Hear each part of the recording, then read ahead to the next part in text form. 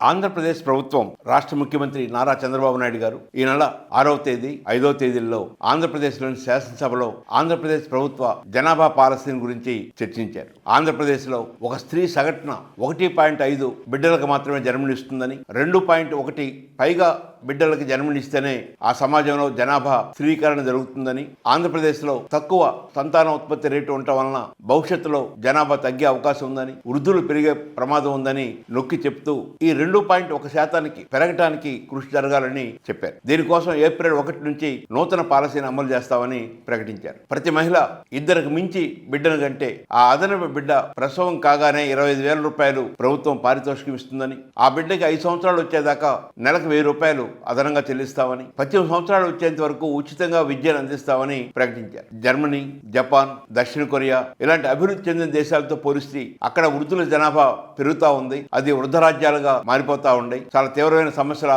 ఆ దేశాలు ఎదుర్కొంటున్నాయని ప్రకటించారు. కానీ ఆంధ్రప్రదేశ్ పరిస్థితి భారతదేశంలో అత్యధిక నిరక్షరాస్తున్న రాష్ట్రం. భారతదేశంలో 28 రాష్ట్రాలు, 8 కేంద్ర పాలిత ప్రాంతాలు ఉంటే మొత్తం 36 ఉంటే ఆంధ్రప్రదేశ్ 36వ స్థానంలో ఉంది. అంటే మనకన్నా తక్కువగా నిరక్షరాస్యత ఉన్న రాష్ట్రాలు మరొకటి లేవు. బీహార్, యూపీ, రాజస్థాన్ లాంటి రాష్ట్రాల కన్నా తక్కువ అక్షరాస్యత ఉన్న రాష్ట్రంగా ఆంధ్రప్రదేశ్ ఉంది. ఇప్పటికీ కొన్ని లక్షల మంది అతి పేదలు ఈ రాష్ట్రంలో కొనసాగుతూ ఉన్నారు. దారిద్ర్యానికి అడుగున లక్షలాది కుటుంబాలు కొనసాగుతూ ఉన్నారు. వారి బిడ్డలకి మంచి విద్య గాని, మంచి వైద్యం గాని లభించిన పరిస్థితి. దాదాపు 7-8% నిరుద్యోగిత కొనసాగుతా ఉంది. ఒక 100 మంది బీటెక్ చదివి బయటకు వస్తే అందులో 5గురికి మాత్రమే ఉద్యోగ అవకాశాలు లభిస్తున్న పరిస్థితి. మిగిలిన వాళ్ళంతగా నిరుద్యోగులుగా ఉంటూ ఏ శారీరక శ్రమ చేయకుండా సమాజంలో కొనసాగుతూ ఉన్నారు. కొన్ని కోట్ల మందికి సరైన పౌష్టికాహారం లభించట్లేదు. ఆర్థిక అసమానతలు గణనీయంగా పెరిగి ఉన్నాయి. ఇలాంటి పరిస్థితుల్లో ఆంధ్రప్రదేశ్ అభివృద్ధి చెందిన దేశంతో పోల్చుకొని America, England, Germany, Japan, Korea లాంటి దేశాలతో పోల్చుకొని మనం ఇంకా ముందుకెళ్లాలంటే ఇంకా ఎక్కువ మంది పిల్లలను కనాలి.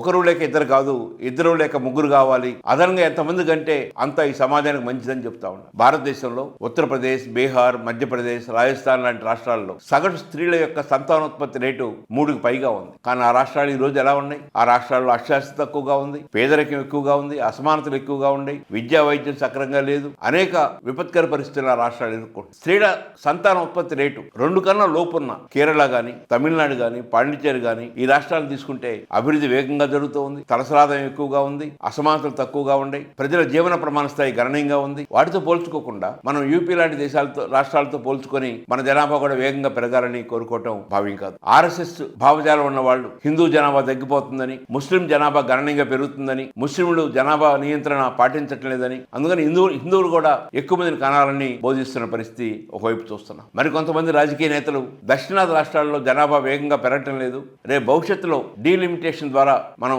పార్లమెంట్లో మన స్థానాలు పెరగాలంటే దక్షిణ భారతదేశంలో ఉన్న రాష్ట్రాలు కూడా ఎక్కువ జనాభా పెరగాలి, ఎక్కువ జనాభాని కనాలి అని చెప్తున్న పరిస్థితిని చూస్తాం. కానీ ఆయా దేశాల యొక్క లేదా రాష్ట్రాల యొక్క ఆర్థిక పరిస్థితి, అక్కడున్న సహజ వనరులు వీటన్నిటిని దృష్టిలో ఉంచుకొని జనాభా ఉండాలి. ఆంధ్రప్రదేశ్లో ఇప్పుడున్న జనాభాకి అత్యున్నతమైన విద్యని, అత్యున్నతమైన వైద్యాన్ని, మంచి వసతిని, మంచి ఉద్యోగ అవకాశాలని, మంచి వాతావరణాన్ని ఇవన్నీ కల్పించిన తర్వాత అప్పుడు ఆలోచించవచ్చు జనాభా గురించి. కానీ ఇవేవి కల్పించకుండా ఇప్పటికీ లక్షలాది కుటుంబాలు కనీస అవసరాలు కూడా తీర్చుకోలేని పరిస్థితిలో ఈ రాష్ట్రంలో కొనసాగుతూ ఉంటే, కోట్లాది మంది, దాదాపు 2 కోట్ల మంది నిరుద్యోగులు కొనసాగుతూ ఉంటే ఇంకా ఎక్కువ మందిని కనండి అని చెప్పడం రాజ్యాంగబద్ధ స్థానంలో ఉన్న ముఖ్యమంత్రి చంద్రబాబు నాయుడు గారికి భావ్యం కాదని, ఈ ప్రయత్నాలని, ఈ భావజాలాన్ని ఉపసంహరించుకోవాలని, ఏప్రిల్ 1 నుంచి మీరు తీసుకురాబోయే జనాభా విధానాన్ని ఆపాలని జనచైతన్య వేదిక కోరుకుంటుంది. మన రాష్ట్ర తలసరి ఆదాయం $3,000 లోపు ఉంది. కానీ చైనా తలసరి ఆదాయం $14,000 ఉంది, జపాన్ తలసరి ఆదాయం $36,000 ఉంది, అమెరికా తలసరి ఆదాయం $80,000 ఉంది, జర్మనీ తలసరి ఆదాయం దాదాపు $56,000 ఉంది. అంటే ఆ దేశాలతో పోల్చుకొని వారు ఆ అత్యున్నత స్థాయికి వచ్చిన తర్వాత వారు ఇంకా ఎక్కువ మంది పిల్లలు అవసరం అని చెప్పి భావిస్తున్నారు. కానీ ఆ దేశాలతో పోల్చుకొని కేవలం $3,000 మాత్రమే తలసరి ఆదాయం ఉన్న ఆంధ్రప్రదేశ్ ఎక్కువ మంది పిల్లలను కనండి అని చెప్పని పిలిపివ్వటం మంచిది కాదని భావిస్తున్నాం.